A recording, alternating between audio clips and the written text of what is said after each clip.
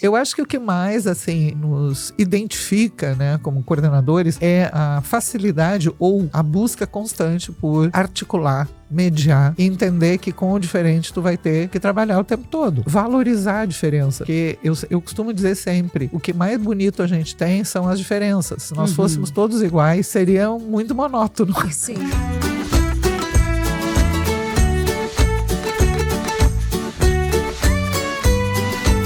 Começa agora Letrando, o podcast produzido pela plataforma de leitura Elefante Letrado. Neste episódio, Sheila von Tobel, jornalista e fundadora do Elefante Letrado, conversa com Alice Maria Szepanski, coordenadora regional de educação no governo do estado do Rio Grande do Sul. Olá, bem-vindos a mais um podcast Letrando. E o bate-papo de hoje é com Alice Maria Szepanski. Eu estava aqui treinando para não falar Maria Alice, porque normalmente é Maria Alice, mas não, ela é especial, ela é Alice Maria. A Alice é coordenadora pedagógica de uma regional do Rio Grande do Sul, que são nossos clientes aqui no Elefante Letrado, e ela coordena Pelotas, que é a coordenadoria 5. E ela é responsável por mais de 99 escolas, mais de 10 mil alunos que englobam essa coordenadoria. Então, me conta, eu quero saber tudo, como é que é coordenar um grupo enorme de escolas, diretores, professores, alunos, ser responsável por tanta gente. Mas antes de me contar isso, eu quero saber como é que foi o caminho trilhado até chegar a ser coordenadora pedagógica de uma região tão grande. Bom, bem-vinda. Obrigada. Eu queria muito agradecer o convite, dizer que eu me sinto muito honrada. A gente conversou sobre essa possibilidade, eu fiquei um tanto quanto nervosa, aliás, como estou no momento, mas assim, se concretizar, eu te agradeço demais. É um prazer te receber. Nos conhecemos na Bet Educar, conversamos um pouco lá, fizemos um vídeo até. Exato, isso mesmo, muito bom. E obrigada, Elefante, eu acho assim um amor. E, bom, a minha trajetória, eu sou professora de artes, plásticas, artes visuais hoje, né? E quando eu ainda professora de artes, eu conversava isso com a Adriana agora há pouco, eu acabei fazendo gestão de escola de forma muito intuitiva, porque eu não tinha formação para isso, como a maioria dos professores não tem. Eles vão assumir a gestão sem vão aprendendo na prática. Exatamente. Mas isso foi muito importante, porque quando eu fui abrindo para novas formações, que eu fiz especialização, mestrado, eu fui percebendo o quanto as teorias se encaixavam em alguns momentos na minha prática anterior, o quanto a minha prática anterior rompia algumas teorias, e isso foi muito bacana porque sedimentou muito bem a minha caminhada. Bom, com o passar dos anos, depois de fazer o mestrado, eu trabalhei muito tempo na Secretaria de Educação de Pelotas, que tem uma rede com mais de 90 escolas municipais, é uma rede bem potente, assim, grande, e aí eu fui selecionada para um curso no CLP, no Centro de Liderança Pública, em São Paulo, de Gestão Pública e Liderança. E com certeza o curso foi um divisor de águas, porque ali eu tive, a nossa turma né, porque a gente ainda é muito conectado, é uma rede de gestores do Brasil inteiro, 33 gestores, de 17 estados. Então, que fizeram essa mesma formação. A mesma formação, a primeira turma. E essa formação ainda existe? Ainda existe, está na 8ª turma. Ah, que Nós legal. somos os primeiros. Então, foi muito legal. A gente fez esse curso, ele tinha todo esse viés de estudo, de aprofundamento na gestão pública e nos perfis de liderança. Então, isso acaba potencializando coisas que a gente não sabia que sabia ou que tinha, Sim. Né? E fazendo a gente repensar outras práticas. Com essa caminhada, eu acabei fazendo, o governo do estado, em 2019, abriu uma seleção pública para coordenadores regionais de educação. Então, até acho interessante, assim, para quem assiste, saber, o Rio Grande do Sul é dividido em 30 coordenadorias regionais e, portanto, somos 30 coordenadores que passaram por esse processo de seleção que foi bem denso, né? Bem intenso, foram 4 meses. Não tem a ver com concurso? Não, ele é uma seleção específica para cada região e que chamou Qualifica, eram vários institutos que participaram de toda a montagem desse processo, e realmente foi um processo muito bacana, tanto de currículo acadêmico, quanto de currículo em gestão escolar, e de postura também. Então, a gente teve testagem de ética, de crença, né? Então, teve todo assim, um suporte para a escolha dos coordenadores. Eu tive a felicidade de ficar em primeiro lugar na minha regional. Muito bem. Eu tenho muita honra, obrigada. Eu tenho muita honra disso, assim, não é vaidade, é honra mesmo de um caminho, é trabalho, né, esforço, de trabalho. Dedicação. Exatamente. Quando eu fui chamada para assumir, eu tinha já, na época, 34 anos de magistério, né? De corrida, sendo professora, servidora pública, enfim. Então, é o reconhecimento por um trabalho. Hoje eu tenho 37, quase 38 anos de trabalho e me sinto uma guria, né? Aprendendo todo dia.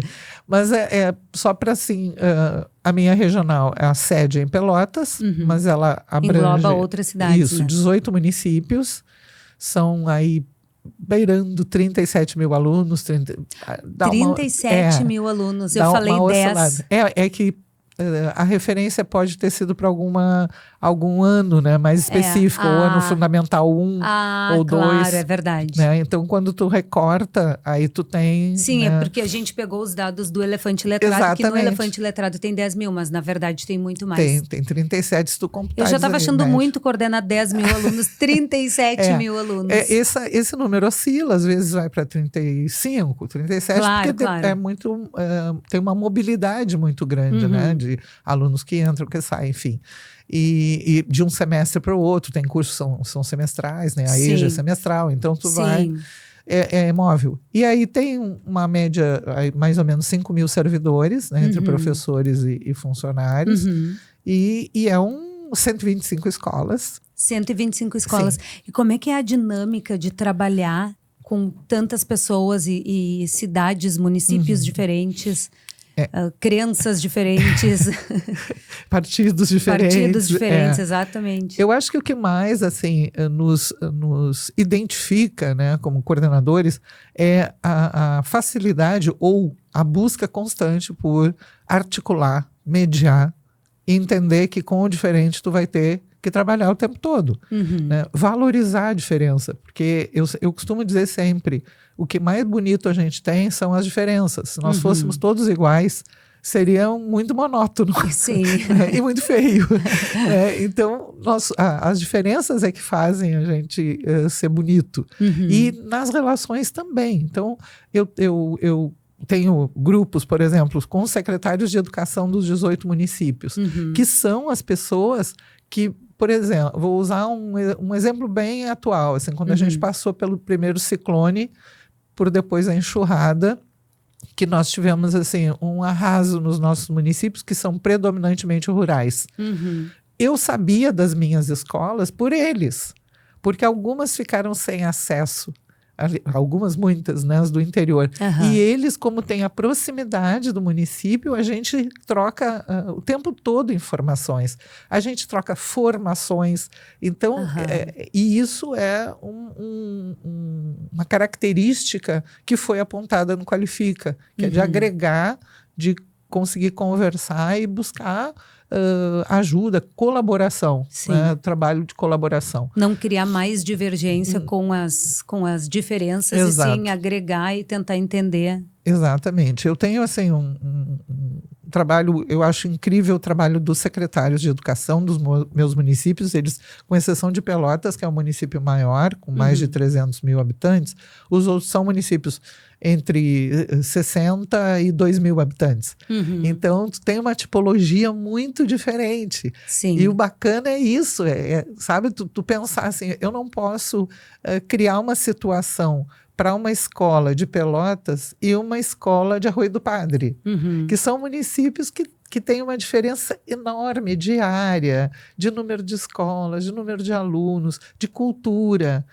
a gente tem dentro dessas 125 escolas, tem escola indígena, tem escola quilombola, tem escola de assentamento, tem escola da Brigada Militar, tem escola na fase, escola no presídio. Então, assim, essa diversidade precisa ser considerada cada vez que eu converso com um diretor de escola, com um professor. Tem que saber com qual nicho está conversando para conseguir adequar o trabalho. Exato. E nesse curso que tu mencionaste que fizeste em São Paulo, o que tu aprendeu que conseguiu implementar nas escolas? Assim, essa decisão de fazer a seleção para CRE, ela veio num momento que eu estava saindo do Sistema S, do SESC Senat, e um colega meu viu a publicação e me disse, olha, eu acho que isso aqui é a tua cara.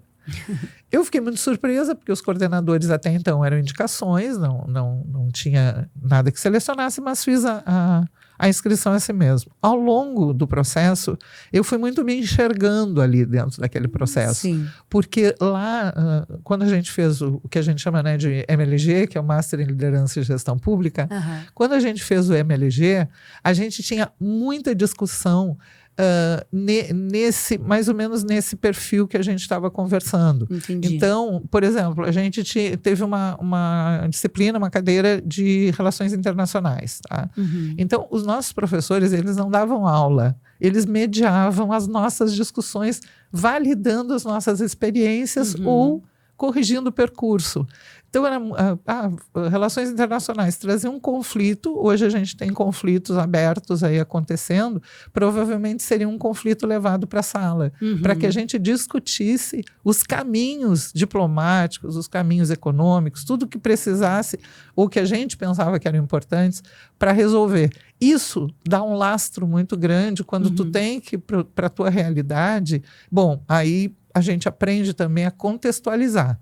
Aí eu pego tudo que a gente discutiu lá, o que era liderança, que tipos de liderança, qual é que eu me adapto, ela serve para esse meu momento? Se não serve, eu tenho que estudar, eu tenho que buscar pegando o gancho disso, como é que vocês trabalham com disciplina nas escolas? Ou indisciplina? É interessante, eu estava conversando ali com a Adriana também. Eu fiz mestrado em disciplina e violência escolar. Pois é.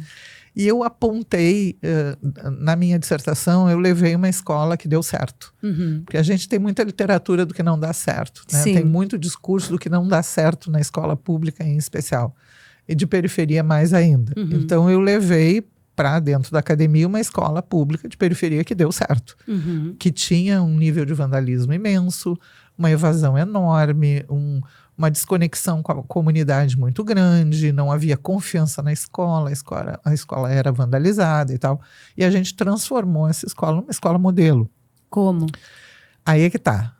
Primeira coisa, assim, eu lembro que a primeira reunião que eu fiz, quando eu assumi a direção, a escola estava começando a dar ares de que tinha condições, tinha um diretor muito bom, mas ele acabou se exonerando, foi embora, enfim, e aí o grupo pediu que eu assumisse. Era jovem, tinha o mesmo ritmo dele, então vamos lá, né? Aí eu fui intuitiva mesmo. E aí, assim, o que a gente... Primeira coisa que nós decidimos, assim, só ficaria na escola quem acreditasse que a escola pública é de qualidade. Se alguém tivesse dúvida naquilo, começasse a repensar, pedir para ir para outra escola. Porque ali nós iríamos trabalhar com essa lógica. Ninguém ia poder chamar de escolinha, de professorzinho, não era inho, era uma escola de respeito e as pessoas iam aprender isso conosco. E realmente, assim, tu vai fazendo um filtro. As pessoas, eu dizia, um bando de loucos que acredita nisso vai ficar. E ficou mesmo um bando de loucos. E aí a gente passou para mim, assim, que é o que mais... Loucos de apaixonados, assim, loucos de apaixonados pela educação. E aí nós começamos duas frentes. Uma foi chamar as famílias para dentro da escola e a outra foi estudar. Então nós tínhamos grupo de estudos para entender o que acontecia ali e pensar soluções que davam errado, frustrava, volta, e aí tu vai. Sim, não pode, não deu certo, testa, não vai aprende, mais. deu certo, segue, não deu Leva certo, aluno volta, pro teatro, vai de novo. leva aluno pro teatro, eles atiram pipoca, eles atiram pau, não vou levar mais, leva de novo. Ele só vai aprender... Não desiste, né? Que nem cuidar de filho. Que nem ler. Ele exatamente. só vai fazer se tu oportunizar isso para ele, né? Então, E treinar, vai lá. Insistência, resistência para que a coisa funcione. E nós começamos a chamar as famílias. No seguinte sentido, é uma coisa que eu digo, infelizmente, hoje a gente ainda tem as famílias bem distantes da escola, mas a escola produziu isso. Porque a gente chamava os pais só para dizer que o filho fez errado. Sim. Né? Se o teu filho sai bem na prova, ninguém te chama para dizer. Mas se ele saiu mal, alguém chama para dizer. Verdade. Se ele reprovou, ninguém te chama separado para dizer. Mas se ele aprovou, né, ninguém diz assim, olha, que parabéns bom. Que aprovou, olha, só chama-se reprovou. Exato. Ele tirou 4 na outra avaliação, mas nessa ele tirou 4,5. Olha que legal, ele conseguiu. Isso nós começamos a fazer. Chamar os pais para contar. E era muito isso. Para fazer a avaliação legal. Positiva. Exato. Eles chegavam, quando a gente chamava, eles já chegavam assim. O que meu filho fez? Né? O que foi dessa vez? Calma, não foi nada. Olha, foi super bem, participou do recreio, não houve briga, não. Coisas que parecem pequenas, mas para uma família... Fazem toda a diferença. Toda. E a escola passou a ser referência das famílias. De 200, nós tínhamos perto de 200 alunos em 1988. Em 2008, em 2000, a gente tinha 630. Uau! Nós conseguimos obra para ampliar, nós lutamos junto com a comunidade, tem quadra, sala de recurso multifuncional para atendimento de AE. Foi a primeira escola do município que teve, porque nós fomos buscar junto ao poder público. Então, assim, a escola, laboratório de informática, biblioteca ampla, laboratório de ciências, tudo que podia agregar para que as pessoas se sentissem bem, uma boa sala de professores. Então, tudo que podia agregar para as pessoas se sentirem bem, nós fomos buscar. E a comunidade foi junto. Nós chamamos, e não é só ouvir, é fazer o que a gente ouve. Porque muitas vezes a gente, mas a gente ouviu a comunidade, e fez o quê com o que ela disse? Sim. Nós não. Se ouve e não faz nenhuma ação, também não adianta nada. Não adianta nada, eles se sentem iludidos, né? Eu vou lá, dou minha opinião, não vale nada. Se eu der a minha opinião e eu perceber que a minha opinião não foi usada, mas eu ver que a do meu vizinho foi, eu digo, não. Alguma coisa estão fazendo. Alguma coisa, eles estão nos ouvindo. E as nossas normas de convivência, todas eram montadas assim, com as sugestões dos pais, dos alunos, dos professores, dos funcionários. Isso era votado em assembleia e passava a ser regra dentro da escola. E como é que funcionava para combater a questão da violência? Porque eu assim, para quem está nos assistindo e quiser usar como exemplo...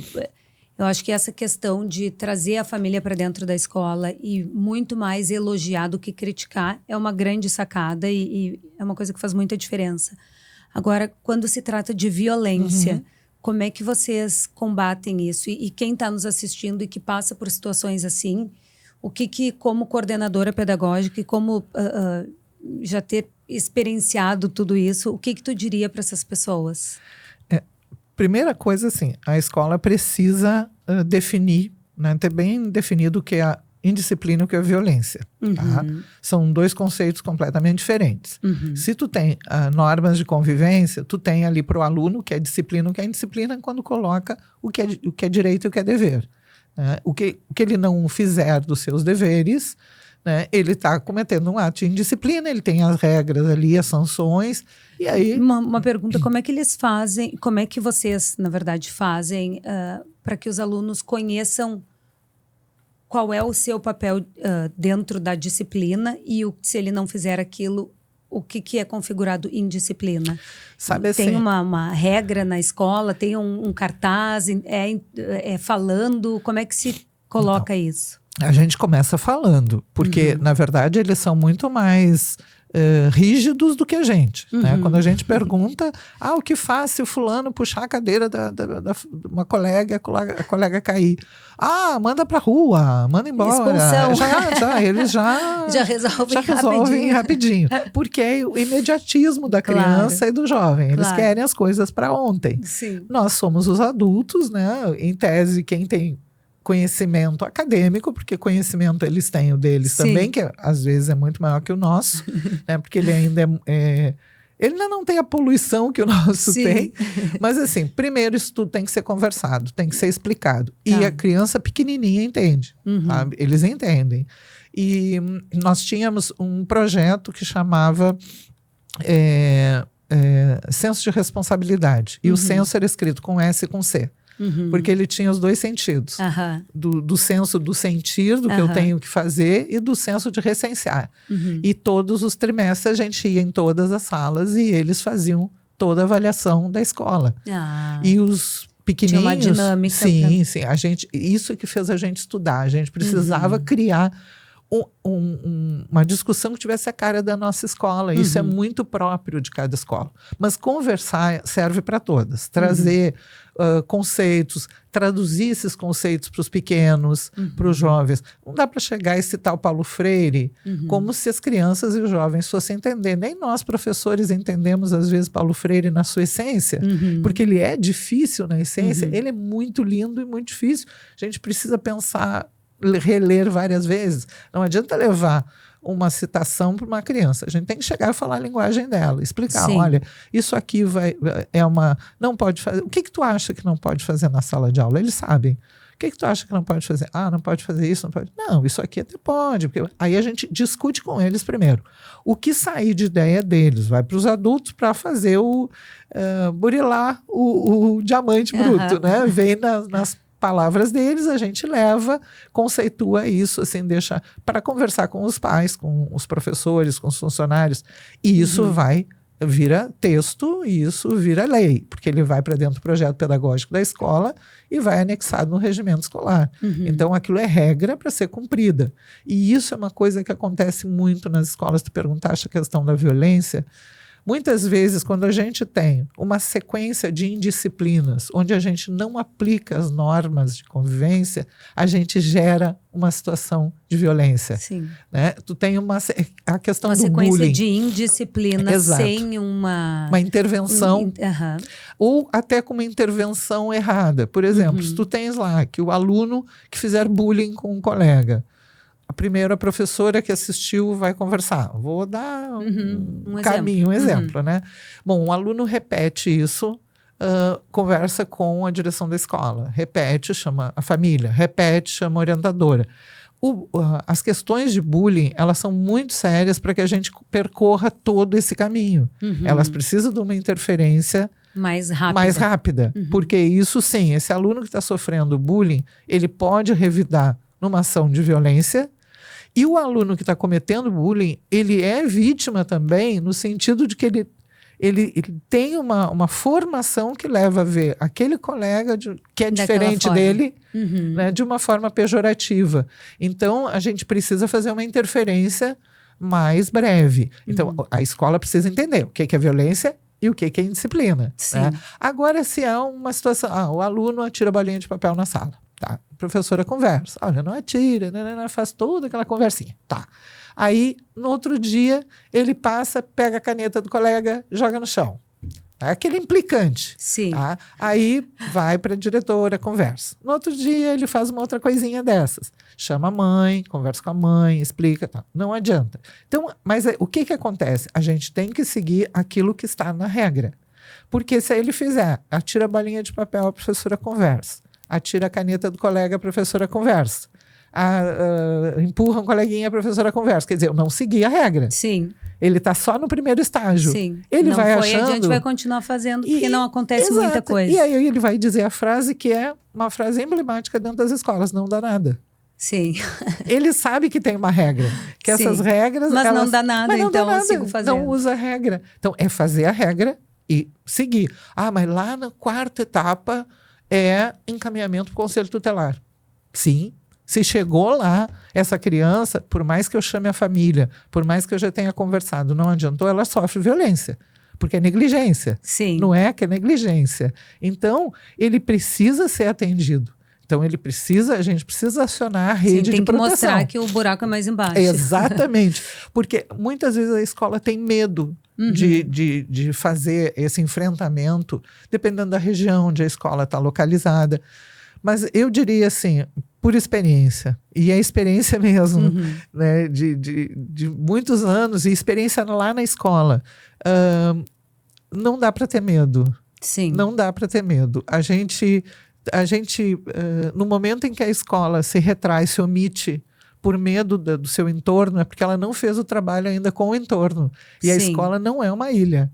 Ela tem que trabalhar com todo mundo. Ela... Sabe o que tu está contando? Eu estou lembrando que eu, acho que na 3ª ou 4ª série, não lembro, eu era muito magra e todo mundo me chamava de Olivia Palito. E eu não sei, eu acho que eu nunca reclamei, nunca falei nada. Mas um dia, uma das meninas que me chamava de Olivia Palito passou por mim e ela era um pouco mais cheinha. E a diretora Marlene, que até já faleceu, eu amava aquela diretora, que faz como um diretor bom faz diferença na vida. Faz. E a diretora estava passando do lado e bem na hora eu chamei a menina de gorda. Porque ela tinha acabado de me chamar de Olivia Palito, só que a diretora não ouviu. E eu falei, tu é uma gorda. E a diretora ouviu, me levou para a direção e disse, a gente ia para Pelotas, casualmente, um passeio da escola. E ela disse, tu não vai no passeio da escola. Vai a tua turma inteira e tu não vai para aprender que não se faz isso. Tu não pode chamar uma pessoa de gorda, disso ou daquilo. E daí eu falei, não, mas ela também fez comigo. Mas ela não tinha escutado, então só eu levei a culpa. E aí eu lembro que o ônibus ia sair para Pelotas às 4 da manhã, ou 5 da manhã. E isso durou assim, eu acho que uns 2 meses. Eu todos os dias perguntava, eu vou na viagem? Ela dizia, não, tu não vai na viagem. Aí um dia antes ela falou, amanhã de manhã tu vem aqui e eu vou decidir se tu vai na viagem. E aí eu lembro que eu cheguei às 4 da manhã, escuro, hein? Que massacre. Na porta do ônibus olhando para ela para saber, e aí vou poder ir? E aí depois que todo mundo entrou, ela disse, tá, tu vai, só que tu nunca mais repete o que tu fez. Então, me deu uma lição que nunca mais esqueci. Era pequena e nunca mais esqueci. E isso, assim, a gurizada aí, quem assistir, tem que pensar assim, quem revida sempre é primeiro quem é visto. Porque normalmente, assim, quem agride escolhe o momento de fazer isso, já está preparado para fazer isso. E quem revida no ímpeto. Então, tu não está vendo onde é que tu estás, quem é que está no entorno. Porque não é da pessoa, né? Já é uma criança que tem uma outra formação de compreensão. Volto a falar das diferenças, enfim. Então, imagina, e isso eu estou falando, me referindo a situações que eu vivi lá nos anos 80, final dos anos 80, 90, início dos anos 2000, até final dos 2000. Depois eu tive direção de novo em 2019, antes de ir para a CRE, eu estava como diretora de uma EMEI, de uma escola de educação infantil bastante grande em Pelotas. E os problemas, eles continuam os mesmos, assim. Tens hoje um aporte, uma discussão muito maior sobre preconceito, uma inclusão maior. Se fala muito mais, mas por outro lado eu vejo que a gente vê toda hora as notícias que os alunos em muitos lugares têm cada vez menos respeito pelos professores. Outro dia eu estava assistindo um vídeo de um aluno aos berros com a professora, uma coisa assim inacreditável. O respeito, assim, ali passou muito longe. Existe isso ainda? No interior acho que imagino que seja muito menos do que nos grandes centros, mas existe isso na coordenadoria? Existe. Infelizmente existe. E a gente aí tem algumas frentes de estudo para poder compreender e dar suporte, né?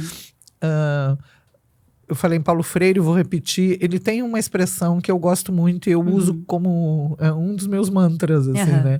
Que é um termo, ele usa rigorosidade amorosa. Esse rigor não é o rigor do ser autoritário, é o rigor científico. E o afeto. Não se faz educação sem conhecimento e sem afeto. Tu precisa dessas duas coisas para levar a educação para dentro da escola. E o que a gente acontece muito essa desconexão. O que tem o lado do professor, que a gente precisa... Primeiro, assim, e antes de mais nada, essa relação não é uma relação de culpa, é uma relação de responsabilidade. Então, o professor tem a sua responsabilidade. E a responsabilidade maior do professor é estudar. É estudar, é saber o que vai trabalhar com o aluno, é para preparar isso, é conhecer o seu aluno. Ah, mas eu tenho 800 alunos. Ok, eu também já tive 800 alunos e a gente precisa... E eu não tinha... Na verdade, tive mais, porque como artes tem pouca carga horária... Sim. 4, 5 escolas para poder fechar a carga horária. Então, assim, a gente precisa entender que nossa razão de trabalho é o aluno. Se não tiver aluno na escola, não tem escola, não temos trabalho. Então, a gente precisa estudar, precisa compreender coisas que eram muito cobradas na universidade. Quando eu fiz graduação, por exemplo, era psicologia do desenvolvimento e psicologia da aprendizagem. Isso dava uma base muito grande para a gente, porque tu tem que compreender, se tu é um professor de área mesmo, que tu dá aula do 5º ano ao 9º ano, tu não pode sair do 5º ano e entrar numa turma de 9º com a mesma postura. Claro. Porque eles estão em fase de desenvolvimento diferente, do 5º não, do 6º, perdão. Eles estão em fase de desenvolvimento diferente, de aprendizagem diferente. Às vezes, o professor tem essa coisa mutante que precisa acontecer. Isso é uma coisa que gera muito respeito. O professor que sabe gera muito respeito. Depois nós temos essa questão da aproximação da família. A família vindo à escola, e tem que ficar bem estabelecido o que é papel da família, o que é papel da escola. Não é a família dizendo como a escola tem que trabalhar. Quem sabe como tem que trabalhar é quem estudou para isso. Sim, né? perfeito. É quem está dentro da escola. Os pais podem fazer exigências ou questionar, eles vão ser explicados, olha, isso está sendo dado assim, por isso. E aí é o conhecimento. Eu vou conseguir convencê-lo se eu tiver o domínio exatamente, do que está ensinando e falando. Senão fica muito frágil. Vazio. Frágil, e aí a gente acaba tendo um monte de ataques. Os alunos, as crianças, os jovens, por sua vez, nós não podemos negar essa nova geração como uma geração de tela, né? Ela é uma geração que não sabe mais dizer as coisas frente a frente. Quando ela se vê confrontada com alguma coisa, a reação automática é a violência. Porque quem não tem argumento, ataca, agride. Como eles não construíram argumentos. O que eles têm de informação é informação, não é conhecimento. Porque eles veem muita coisa na internet que não agrega em absolutamente nada. Aos tablets, os computadores... Eu sou uma pessoa tecnológica, eu gosto muito dessas coisas. Gosto de rede social, gosto mesmo, assim, acho importante a gente estar por dentro, até porque a gente convive... Sim, né, mas isso não substitui todo o resto que precisa ser trabalhado. Eu não posso chegar em casa com meu filho e dar um celular para ele brincar. Eu tenho que sentar com ele e brincar com ele. Pode ser às 11 da noite, à meia-noite, se ele está acordado, eu tenho que sentar junto. Esta convivência familiar tem feito muita diferença para o comportamento dessa gurizada, sabe? Porque jovem foi feito para desafiar, foi feito para debater, para revolucionar. Perfeito. É assim que tem que ser mesmo, porque é da fase deles, mas eles têm que ter causa. E eles estão sem causa para isso. Então, quando alguém diz algo que não lhes agrada, eles fazem como fazem nas redes sociais. Sim, parte para agressão. Como eu estou ali sem esse componente que me distancia, eu vou para o físico, porque eu já não tenho mais o que fazer. E isso é um trabalho conjunto. Não dá para a escola fazer sozinha, a escola não é mágica, ela não levanta a varinha de condão e transforma alguém em alguém educado, em alguém... Tem a área da educação escolar e a área da educação que é familiar, né? A gente precisa, cada um com a sua responsabilidade. Importante os pais, quando conversarem com os filhos, não falar mal da escola, sabe? Mesmo que eles estejam desagradados com alguma coisa, vai lá e conversa com os adultos. Não conversa com o filho, porque o filho vai voltar para a escola e ele vai com uma carga de agressividade já grande. Vai lá, conversa com o professor, se não achar que foi bem atendido ali, vai na direção da escola, sabe? É diálogo. O diálogo é algo estarrecedor como resolvedor de problemas, sabe? É impressionante quando a gente vê as pessoas às vezes chegam alteradas lá na CRE, acontece muito, chegam alteradas porque o professor é isso, a escola é aquilo, e a gente escuta. 2 ouvidos e uma boca. Se fosse para falar mais do que ouvir, a gente ia nascer do contrário. Ia ser muito feio, mas... Então, a gente escuta. É o momento que a pessoa precisa desabafar, precisa dizer que às vezes não tem nada a ver com a escola. E muitas vezes só escutar já é um acolhimento suficiente para fazer com que com aquela mãe, pai, acalmem os ânimos. Exatamente, porque às vezes o problema nem é na escola. É que a gotinha d'água ali que encheu o copo foi na escola, mas ela já estava cheia. E aí, aquilo, eu digo, tudo que a gente faz é que nem a pedra na água, né? Quando tu joga, aquilo abre. Né? Então... Agora, Alice, engajar pais de mais de 125 escolas. Não difícil. É uma missão fácil, né? Não é uma missão fácil, não. E gincana, ainda vocês fazem alguma ação para trazer a comunidade para a escola, como gincana, que se fazia antigamente? Acho que ainda se faz, né? Tem muitas escolas. Dentre as 125, algumas, as indígenas mesmo, elas são na aldeia, elas são com as famílias, né? Algumas as famílias a gente, obviamente, de adultos na prisional e na fase a gente não tem esse contato, porque eles estão reclusos, né? Mas as demais escolas, muitas delas têm atividades que a família participa. Então, tem muita escola que tem centro de tradições gaúchas, departamento de tradições gaúchas. Eles fazem ainda as gincanas de cores. Eles fazem festas. Agora, uma das festas que foi agregada, né? O calendário das escolas foi o Halloween. Entrou com tudo, assim. E isso, assim, leva as famílias. Isso é muito legal. Sim. E tem, para além disso, assim, eles têm uma grande parte, em especial as escolas maiores, que é onde a gente tem mais jovens, é onde esses problemas de atenção, em especial deles estarem, principalmente depois da pandemia. Eu não gosto muito de usar a pandemia, porque eu acho que para algumas coisas é usado como desculpa. Sim. Né? Mas para outras é justificativa. Sim. E com certeza o afastamento social ele gerou, impactou muito. Tem uma geração que custou mais de 1 ano para se comunicar. Eu tive casos de ir em escola, conversar com turmas de 3º ano em 2022, que ficaram 20 e 21 em casa, 1º e 2º ano do médio, eles só foram à escola no 3º, no ano que estavam saindo. E entrar em sala de aula e dizer, bom dia, pessoal. E eles olharem, baixarem a cabeça, seguirem ou no celular ou de cabeça, sem nenhuma ação. Por ter perdido, bem na fase onde a gente faz mais interações, né, com as tribos que a gente elege, com os grupos que a gente elege, eles ficaram reclusos, isso, né, ficaram lá afastados socialmente. Isso foi muito ruim. Mas, assim, a gente tem muitas escolas que, em virtude disso, acabaram chamando muito os pais para conversar, preocupados. A gurizada estava com muita ansiedade, né, com muitos surtos de pânico. Então, as famílias acabaram sendo chamadas. Talvez essa seja uma das boas heranças. Sim. Acho que as tecnologias... mais próximo. As tecnologias agregam, porque a gente não pode fugir de um mundo que não vai retroagir. Sim. Né? Eles estão numa geração que vai viver isso, né? Eu espero que até ficarem velhinhos, não tem como voltar atrás.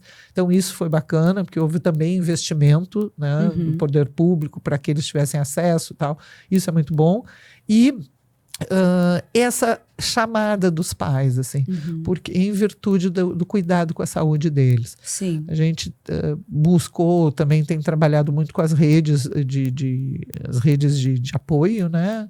Que é tanto o Conselho quanto as redes de saúde, para o Ministério Público, que todos ajudam a gente ter um atendimento e fazer esse chamamento. Sim. Acho que melhorou. Alice, eu te falei que a gente ia gravar uns 20 minutos, a gente já está em 40 e eu nem comecei a falar de leitura ainda. Sério? Então, para a gente encerrar aqui ou encaminhar o fim do nosso bate-papo, eu queria saber como é que vocês trabalham leitura nas escolas. Aqui no Elefante Letrado vocês usam, né? As escolas usam, as crianças do 1º ao 5º ano usam o Elefante Letrado.